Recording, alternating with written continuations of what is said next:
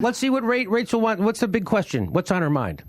Come November in Nevada because of the acrimony between Sanders folks and Clinton folks, or whether this is, as you're sort of describing, essentially growing pains or the product of acrimony that was situational and that you're all eventually going to be pulling in the same direction in the end. Are these ties that are permanently broken now, or do you think Democrats end up stronger in the end for this?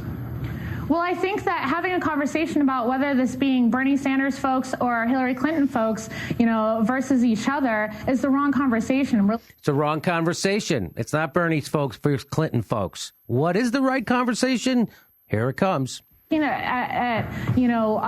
proof that this is the people versus the establishment. After we got up on the stage and we motioned to them very respectfully to accept our, petitions that we'd spent a great amount of time collecting and had done in accordance with the rules of the convention, we had many Hillary Clinton folks come up to us and be like, what's in those petitions? They told us not to sign them. The Hillary Clinton campaign told them not to sign them. What's in them? And we explained to them what was in these petitions. It had nothing to do with the actual quote or with the actual results of what would have happened on Saturday. It had everything to do with just simply the procedures and allowing people to have their voices heard on the floor of that convention on Saturday. And once they realized what was actually in these petitions, they were on board with us. There was multiple Hillary Clinton people that went up to the front of the stage that were like, why are you not accepting these people's petitions? And they were not getting any answers. So she just said even Hillary Clinton people were upset with how bad the thing was being run. It wasn't just Bernie people. So I'm sure Rachel is going to go, wait a minute, what? Again, this is the opposite of what I've been hearing. This is the opposite of what the dean of Las Vegas journalism just told us. What are you talking about? This is the, I bet you Rachel's going to really make I think that that's more of a concern that the Democratic Party here locally and nationally should be looking at is why are our voices not being heard? We went and we talked to the vice chair, Chris Wicker, and after the convention, I walked up to him and I was like, sir, can you explain to me what you would have done in this situation if you felt like your rights were being stolen and you were representing a grand amount of people and you felt like this is not a democratic process? He looked me square in the eyes in front of my lawyer and said this was not supposed to be a democratic process. Bam. That's the vice chair. This is not a democratic process. Doesn't that sound like shit that would happen at a Republican convention? Isn't that stuff that you would expect Republicans to say, like George Bush and Karl Rove and Louis Gohmert? Isn't that the kind of stuff you expect them to say? Mitch McConnell, it's about democracy. Isn't that what you expect? You don't expect it to have someone who's supposed to be a lefty. A lefty. These are supposed to be lefties. It's not about democracy. And they're smug about it. They don't care. Said it right to her face. So now I'm sure Rachel, I bet her hair is just on fire and her head is about to explode. All the stuff this woman just laid on her, I bet she can't wait to go into it and blow up.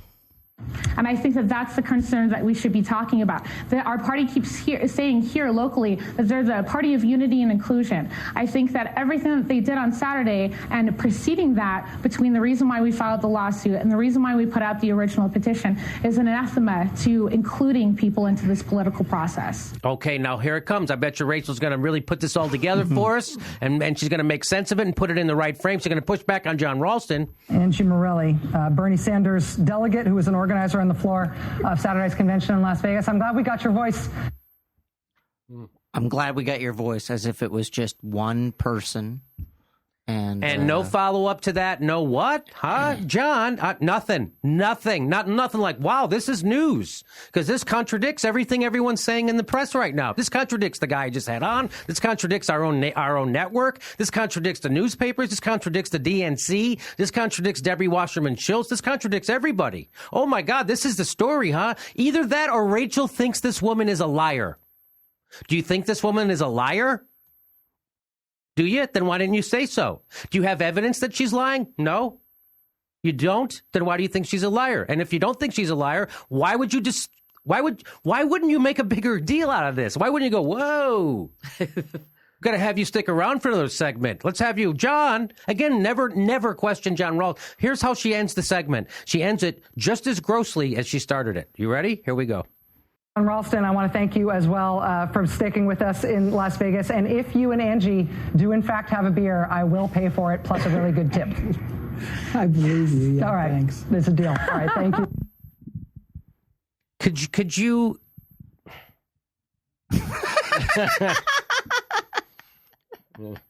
I think the island of Rhodes was where the ancient Greeks sent journalists to exile.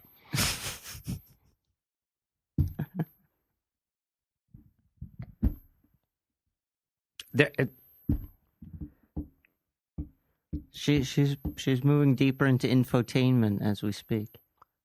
That's the opposite of what you would expect a progressive to do. That's the opposite of what you'd expect a journalist. I don't care what. I don't care if you're a Republican journalist. You would go, wait a minute, that's the story. The story's this. Wait a minute, she just contradicted this guy. And by the way, this guy didn't push back one iota. So... And that woman just basically leveled a pretty serious set of indictments against the entire Nevada DNC. And Rachel doesn't go, really? Rachel doesn't say, really? The vice chair said that to you? I'm going to have one of our people contact him and confirm that. Because if he did say that, that's a big deal, don't you think? That really shows about...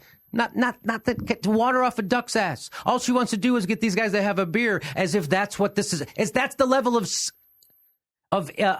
seriousness that she's applying to that. We were talking about boop. That's gross. That's gross. And you know what? I didn't go to Princeton or wherever she went. I'm not a Rhodes Scholar. I didn't study in Cambridge, Oxford. I didn't study. I didn't do any. I come from a dumb family. Didn't have a bookshelf in my house, and I can see through that shit.